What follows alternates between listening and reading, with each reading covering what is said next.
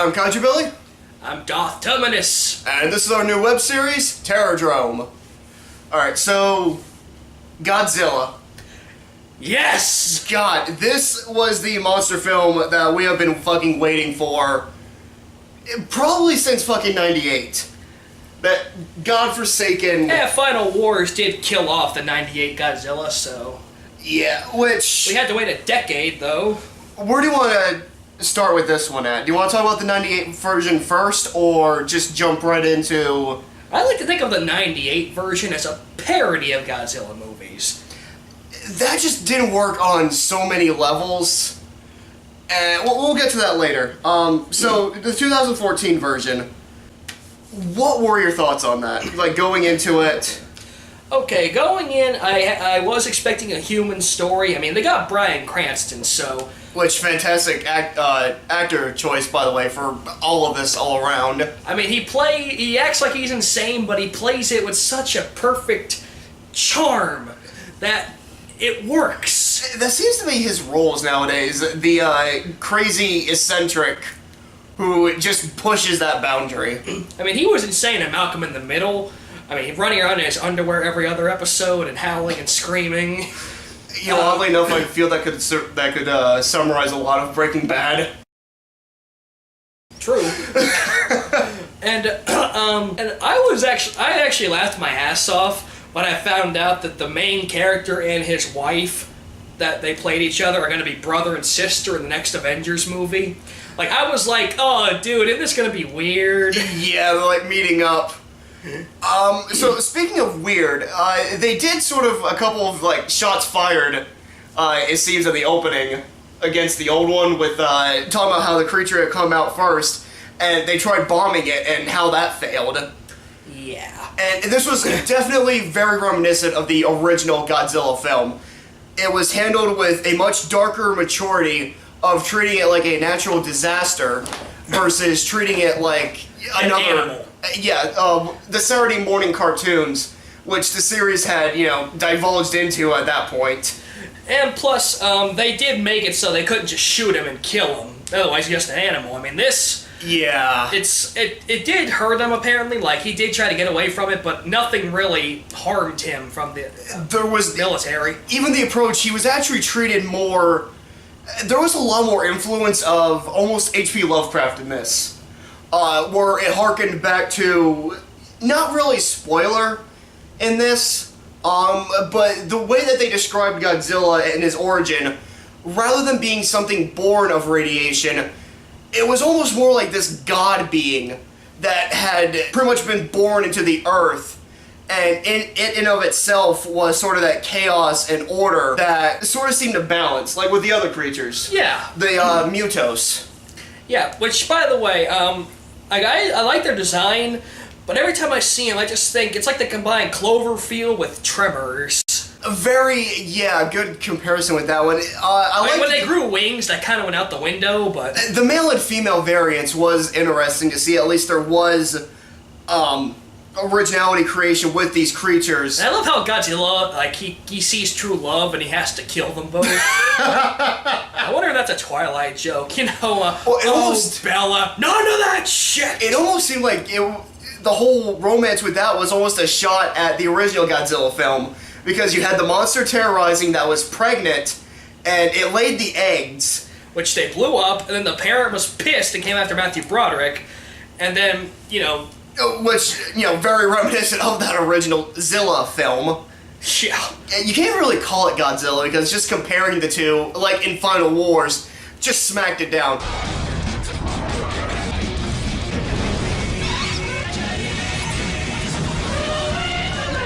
Speaking of SmackDown, the fight scenes. Yes, the highlight of the movie were the damn fight scenes. There were a few moments that it kind of left off, where it looked like it would start the fight scene, but then it cuts to the aftermath. That was just teasing. It was teasing. It was a little distracting because you kind of think, okay, we're gonna, you know, take a break from the humans. We're gonna see this fighting, and he might bite one of them, and then it would just, you know, like doors would close or it would just fade out, and we go back to the humans. Like at the airport when he first reveals himself and he roars and you're going, oh shit, and the next scene is like what happened on the TV, it's like, wait, what happened? You see him dive into the ocean. Yeah, which, I mean, I do understand that they were trying to keep it a bit more of that, Pacific Rim, some people said the fighting, like after the Hong Kong scene, they kept saying like the underwater scene just felt old.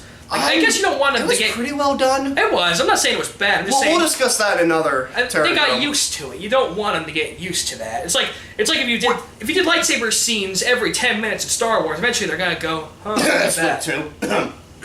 Anyway, we are seeing the rise of the kaiju, I think, back in cinema, which I am fucking ecstatic for. My name is fucking Kaiju Billy. Two things that I love. And I am living in the year of the reprise of the first half. You know what would make Godzilla even better? If they played Radioactive by Imagine Dragons. It fits the movie. Welcome to the new age. To the new age. I have a feeling someone might argue that, but I am not that person. And Atomic Breath. Thank God they brought that shit back. They do have the Atomic Breath. They actually had a couple of moves using that, which I called that, by the way. I knew that they were going to use that for, like, the last minute. Yeah, they said it was going to come in an important part, Oh, important part with the fucking taking his head? Yeah, fatality! That was It's beautiful. like Reptile's fatality in, the new Mortal Kombat. Rip open mouth. Yes! And I love how he killed the male with his tail. Speaking of some imagery, there was a lot of almost, you talked about it was very Spielberg-ish. Yeah, the focus on the broken family and how it built up to the creature. Hell, Close Encounters. How much did you actually see an alien in that movie? I don't even think there was any aliens until the last 10 minutes. Yeah, you only saw UFOs, and then that kid where the scene where the kid got abducted. Just the lights. Yeah, it was very effective. Also a lot of the close eye shots, like with the T-Rex, very reminiscent of that. And plus, it wasn't overdone, but it definitely felt like they were real. It was good for scope, for sizing. You could definitely tell that you were dealing with something huge, very large, and the way that they presented it on screen was done well. And let's see. Shit, I had something I wanted to say, and it's gone. Oh yeah, and I like how they made Godzilla not a total dick. Like, he still does some stuff to show you that he's not nice and friendly, like he wasn't the hero that they made him out to be in those basically Saturday morning cartoons that... He was anti-hero. Like, I think he was just doing it because he had a grudge against those things. Going back to the almost Lovecraftian style, he was the agent of chaos and order at the same time. As the scientists put it, those two Mutos were nothing but uncontrolled destruction. Nature had created Godzilla as a sense to be the counter force to that, which, going back with that, the horror of Cthulhu was not the size and scope of it or how terrifying it was. In fact, the most famous monster from the Mouth of Madness was, I think, 10-foot penguins, or 50-foot penguins. Yeah, it was the fact that these creatures exist, and... It's the Stay Puft Marshmallow Man. But it's the fact that these creatures exist and that we as humans are not, quote-unquote, God's chosen creations. We are the accidents that spawned from this even greater battle. We are the byproducts of an already engaged conflict. And that, I felt, was handled fantastically. Even though I did kind of like when Godzilla was knocked down and he saw the main hero, I'm like, oh god, not this bonding shit. Yeah, like they locked eyes. I'm like, oh they god. They really did a lot of like weird humanization. And then right when he was about to get killed by the pissed off Mama Muto, he's like, oh bitch. Yeah. And that's when he pulled out the atomic breath. I love the look, by the way. You know, a lot of people are like, he looked too big, he looked too close. Yeah, Japan thought he was fat. He actually seemed more proportionate than what they had a lot. I think he's the Kingpin. I think that's all just muscle. It honestly was. The way he moved, even in the water, he was like diving underneath them in a very skillful until he just decided to fuck all and rise to the bridge. Yeah, this bridge is in my way. I could go under it, but I'm Godzilla. The Godzilla approach. Very Kaiju approved. I don't think he would have done that. The military had fired on him. Like, look, he stands up and grabs the bridge, like he's trying to get his bearings. They fire, he's like, oh shit. Yeah, which even the military didn't even really seem interested in trying to. Hell, they were helping, like, guide him at times. Like, they were just following him. And then, of course, the Asian guy, let them fight. Best tagline ever. Aside from, I don't remember if this one was official or not, but a king's return is never silent. Was that an official tagline, or was that fan made? I thought it was the world ends, Godzilla begins. That was the official one. I think that one you said is a fan thing, but that does work. That was circulating everywhere, even on a lot of official Godzilla fan pages. That was like the biggest tagline was, a king's silence is never silent. A king's silence is never silent? A king's return is never silent. I was gonna say, when did Godzilla go mime? Which, the roar, by the way. Perfect. That was absolutely beautiful. One of my favorite scenes in the movie is right when he steps out of the shadow and does that like 10-second roar right in front of the fucking screen. Where you see like it had like those string lights up and you just see those just gone. Yeah, they break from his roar.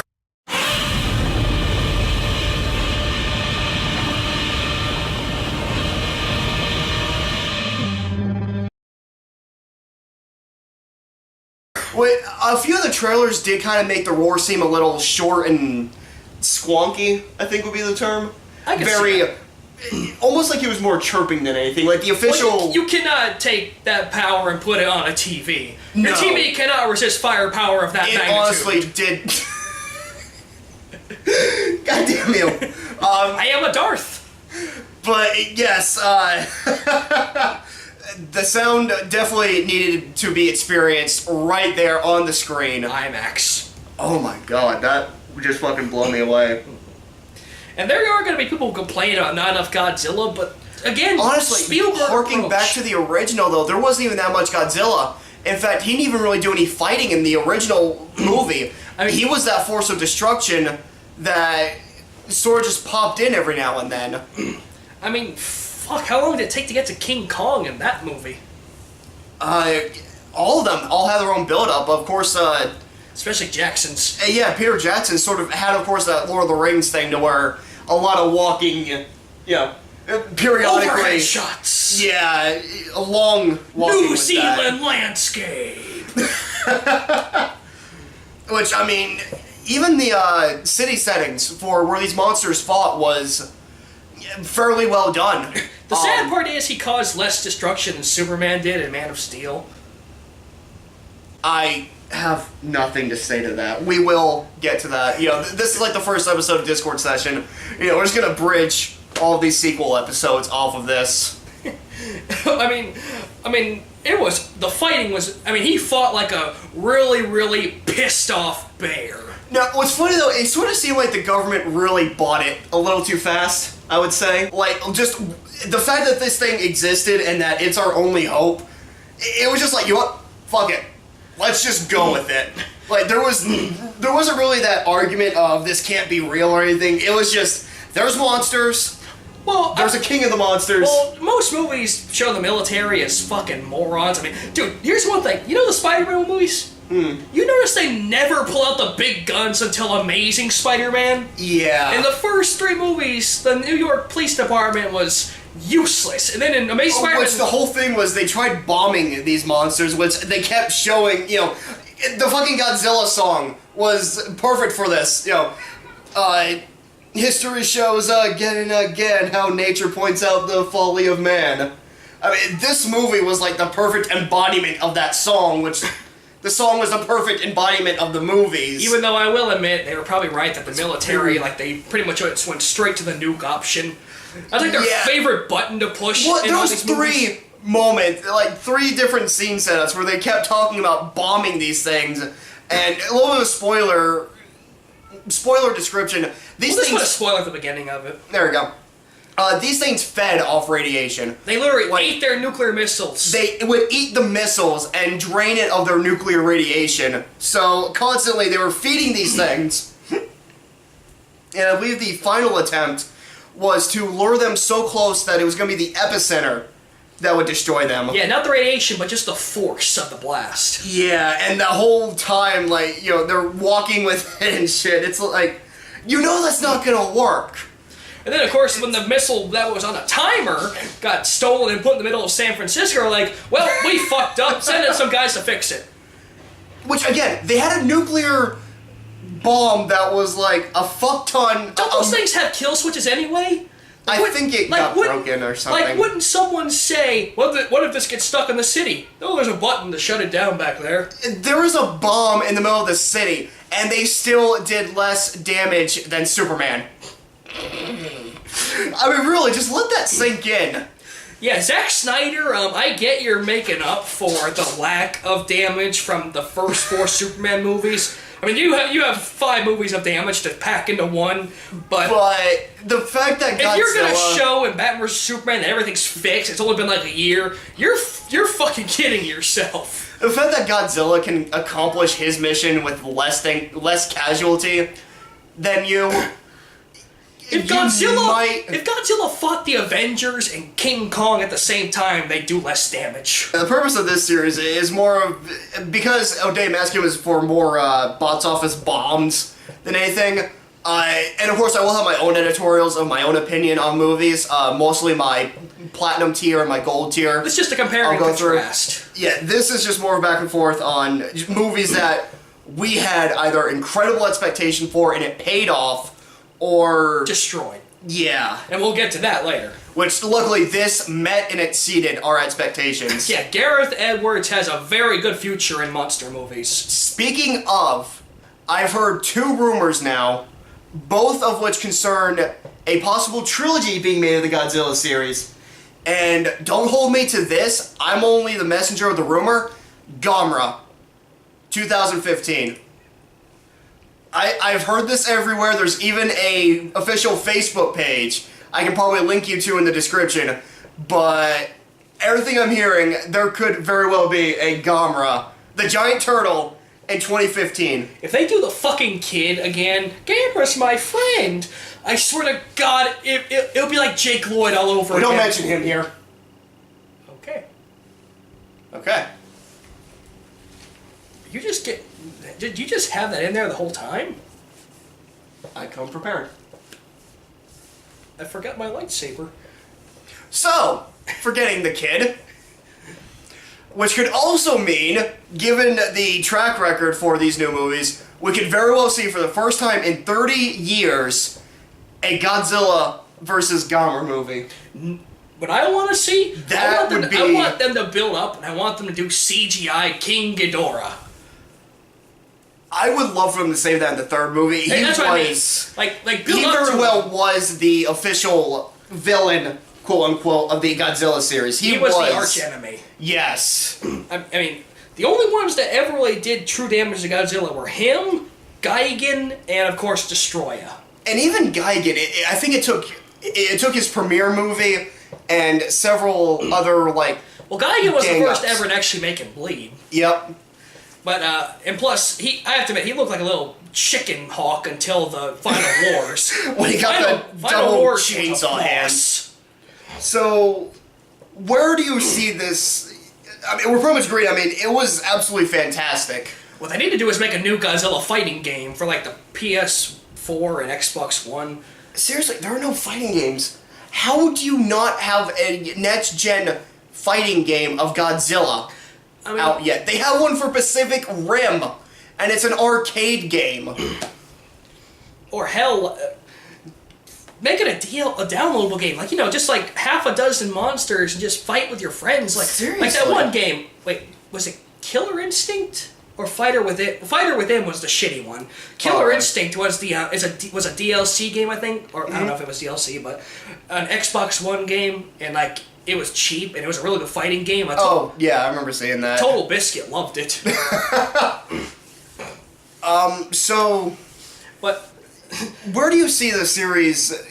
Sci-fi in itself seems to be getting a really big... non-Godzilla fans who want to see it. That's just how good it looked. Yes, there was very much mass appeal on this new series. Between...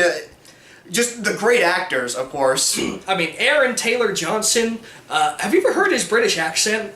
I don't think so, no.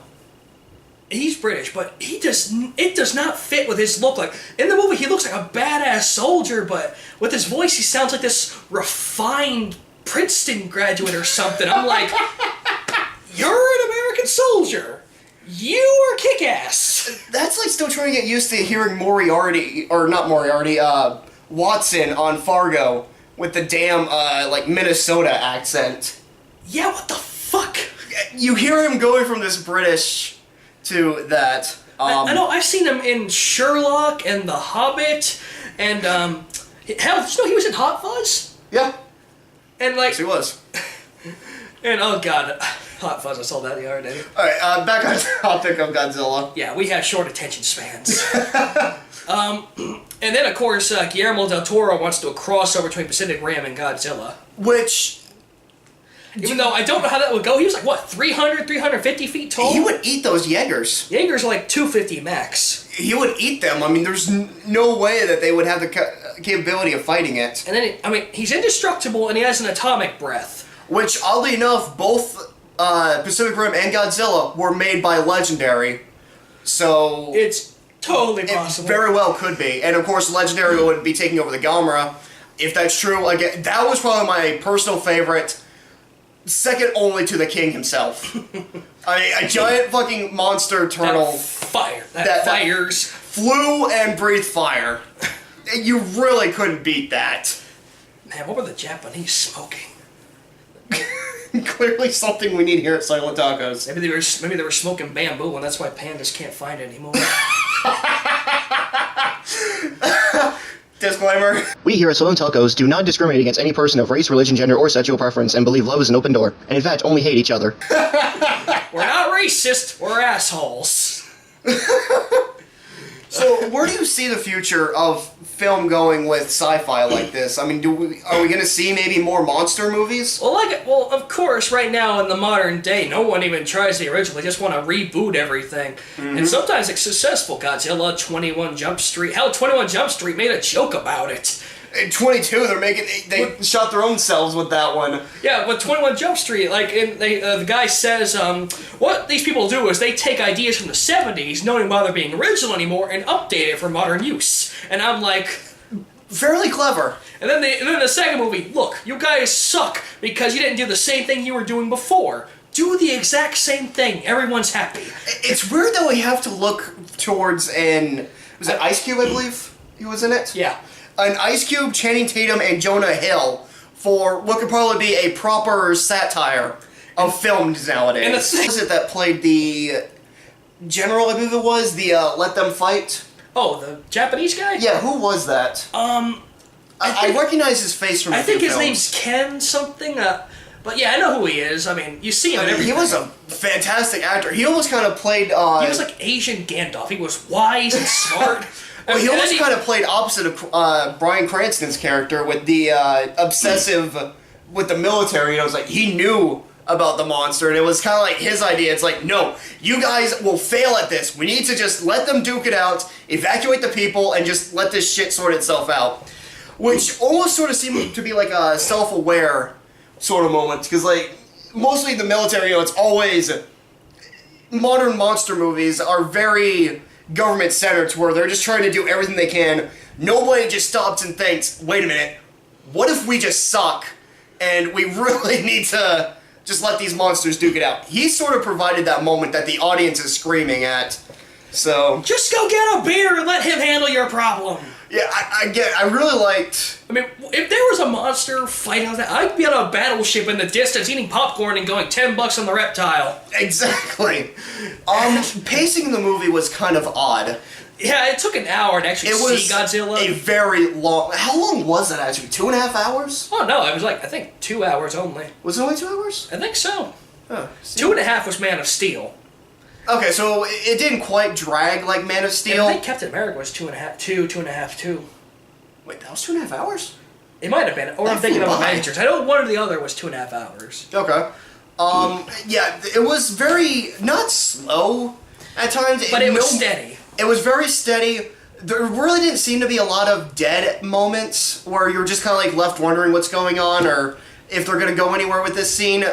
there was just a lot. In fact, there was actually several moments to where it felt like it was kind of end, and it turns out that was only the end of the second act or something. And it just, like, sort of kept adding more and more to where they almost maybe could have gotten 2 movies out of this.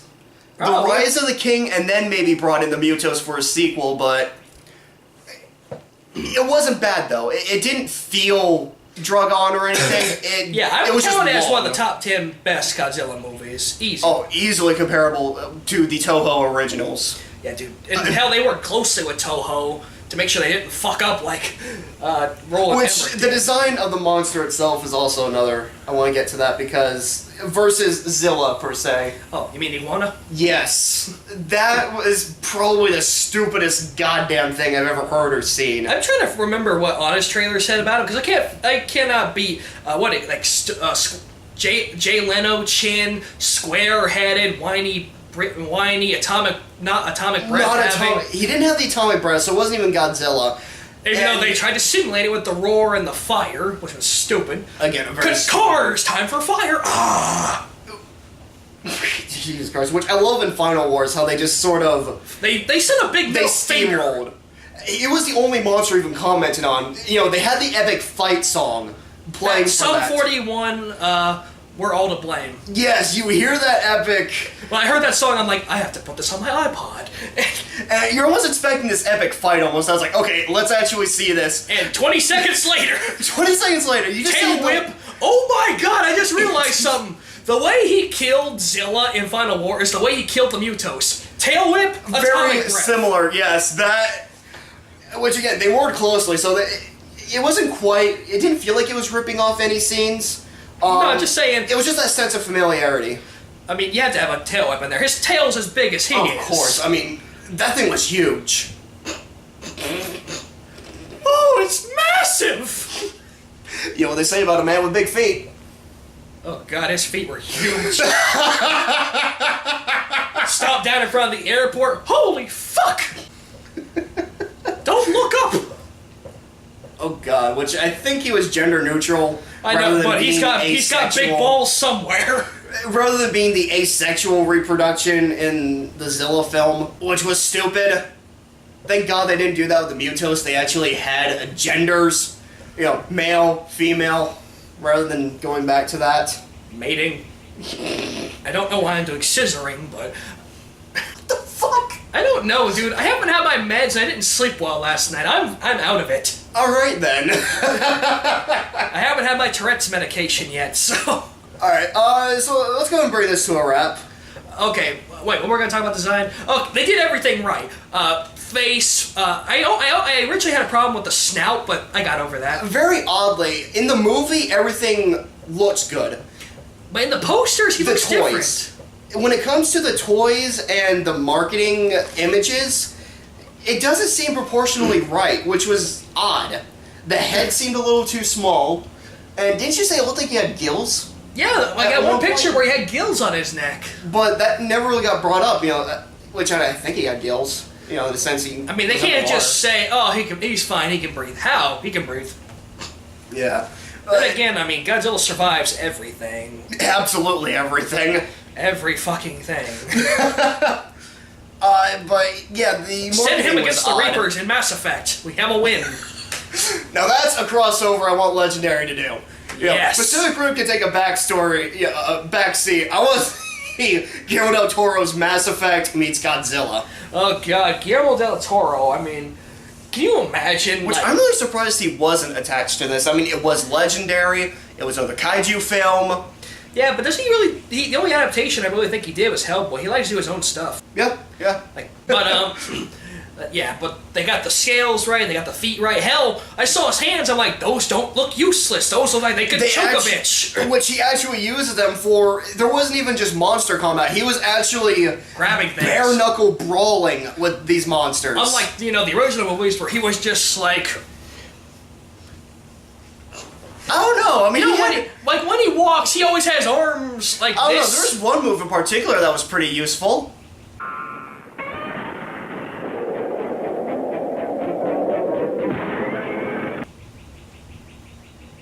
Monster? No. A god. I am become death. Which I, again, loved. They actually used the name Godzilla. Yeah, they call him Gojira first. They did that, but... We call him Godzilla. Which... They sort of did that in the original Zilla film, where it's like, Gojira.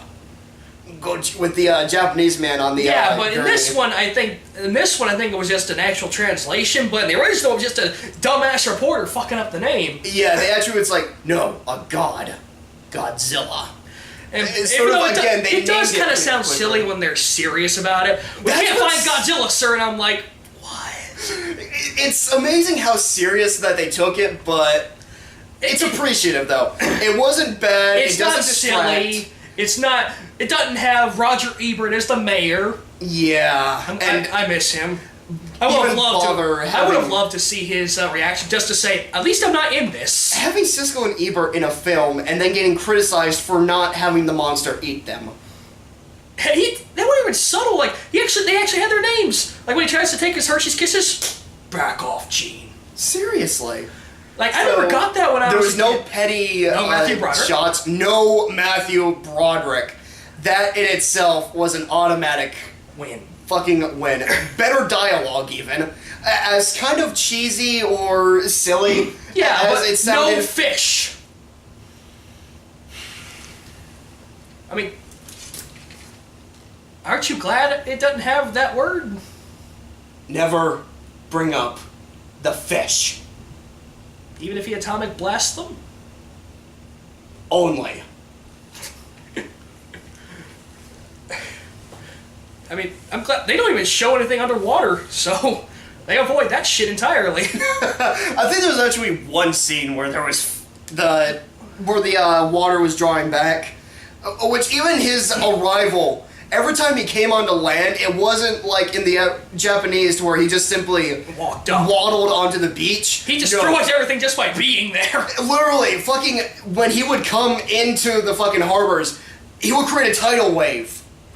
So, yeah, there was a lot of attention to detail, at least on that, with, again, making it this natural disaster movie. But I kind of want to see, like in this one, they say Godzilla was always around. They didn't say they created him.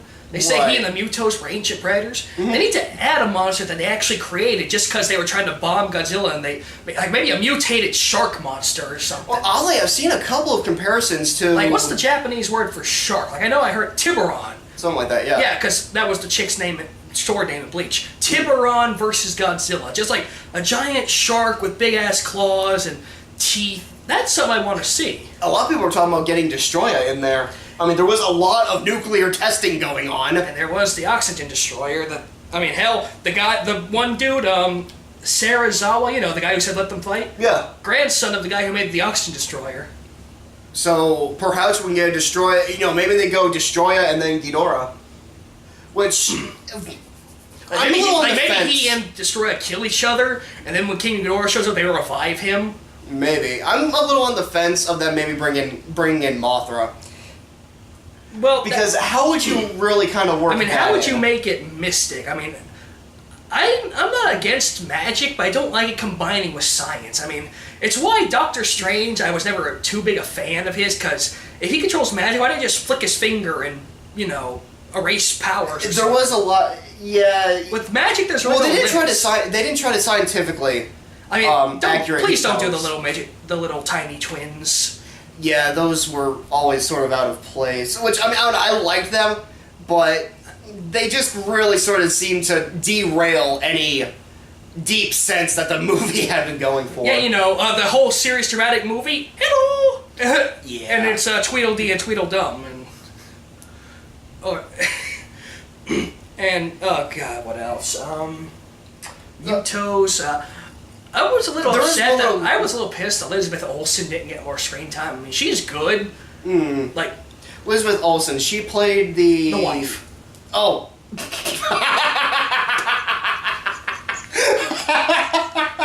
Right, that's why I don't remember. She was gone before the main credits even came up. Yeah, she was reunites with her son. Mommy, aw, happy ending. Where were you? Yeah, she pretty much got Disney-fied. Oh god, what if Disney made this movie? We'll explain the dead parents over and over. Yeah, pretty much. What's that? Nice opening 10 They see minutes. Godzilla into a musical number. Well, I mean, come on, they were having fun. With the beat of da-na-na, da-na-na, da-na-na. Well, I mean, come on, they were having fun in the beginning. You had to know one of the parents was gonna die, and we see Bryan Cranston in all the trailers. So you knew the mother was gonna get axed like that. Oh, dude, I knew that from the first trailer. Like, I saw the woman crying in the glass. I'm like, that's his wife. She's dead. Angry kid. But you didn't think it was gonna be the first 10 minutes, though. Like, that's the thing I really liked about Godzilla. It did not give away big spoilers. Like, I saw all the there were no spoilers. It looked like the advertisement, aside from a few odd It drew you in without revealing too much, which is exactly How what to Train Your Dragons 2? I'm fucking watching you. Hi, Mom! God. And no cheap shots either in the trailers. That was a nice thing. Like, they didn't, like, word, the Godzilla, like, this is the one that will make you forget Matthew Broderick. Remember this guy, Matthew Broderick, and then you see atomic breath. You see blue fire burn him up. How many fan-made trailers are we gonna get at that now? Or just, hey, remember a lizard terrifying New York? What? Yeah, that never happened. We're just gonna, Days of Future past that. Oh god, you still need to see that. It's just Bryan Singer's way of saying fuck you to... one more thing I do kind of want to bring up. This is sort of near the end, but not spoiler. In the news report that you see on the TV, they actually used the title King of the Monsters. Yeah, that was... Very well played. I don't even know how to really approach that, because it was simultaneously awesome and really audience cheese. Yeah, what I wonder is if they do a second Godzilla, are they going to turn him into a threat? Maybe, like maybe he is a threat. I mean, like he didn't really aggressively attack anything. He just wanted to kill the Mutos. Right. But like, I want to know if a sub is sinking, if he'll save it, or if most likely not. I mean, this is a creature. I mean, again, harking back to dolphins do it. Why not Godzilla? Well, I mean, again, harking back to the H.P. Lovecraft theme. Even though that this creature is in a sense on our side, he has no care for us. We, in the long run, are nothing more than the insignificant specks that An ant has no quill with a boot. Loki said it perfectly. There we go. But yeah, they can't do the same thing. To all the Loki fangirls out there watching this. Susanna, looking at you. But they can't do the same thing twice where a monster shows up. It's like, oh yeah, send for Godzilla. Not. Which I have incredible expectations. Like maybe now. Godzilla dies and he has a son or something. Minita. Which they... Spoiler. Or maybe it's his mate and he has to decide whether to help the humans or kill his mate. Did they did something like that similar in the series? They sort of do try to pull this weird fake out with his death. Yeah, that might be the one scene that I will say was entirely pointless. I mean, it's Godzilla. The only thing that ever killed him was himself. They kind of harped on that for 5 minutes, too. Like, you saw people, kind of looking at his body, and for a whole 5 minutes, they're trying to pass it off as him being dead. And and literally everyone in the audience is going... Okay, when's he gonna get up? When's he gonna get up? There he is. Okay, get back to the action. He's awake. All I needed was a nap. Which I think they used the theme song at a couple times. It was a rendition, but during a lot of moments you kind of will hear that. It's very faint, but if you do listen for it, you can almost hear it. It's almost very Pacific Rim-esque. Yeah, I gotta admit, I did like Pacific Rim's We're finally getting filmed with theme songs. Finally! So, in summarization of this... great acting. Some people found Johnson to be a little... characters were a little lacking in depth, but at the same time... I mean, they were passable. I mean, yeah, we've seen a lot worse. Their acting wasn't bad, it was just their characters were a little... stale. The typical military grunts that know nothing other than violence. You got a smart guy, technician. I mean, his dad worked in a nuclear plant. Yeah. Special effects were incredible. Special effects were absolutely spot on. Storyline was incredibly engaging, maybe? I mean, It was a Godzilla disaster war film. So you really couldn't go wrong with that. Absolutely have to see it in theaters. IMAX if you can afford it. IMAX D-bucks if you want to go that one step further. That's about a $30 ticket right there. What is the price of a god? You know? A king's return is never cheap. Return is never cheap. I love that. Alright, so folks, this was Godzilla on Terrordrome. I'm Kaiju Billy. I'm Darth Terminus. And peace out to the next episode.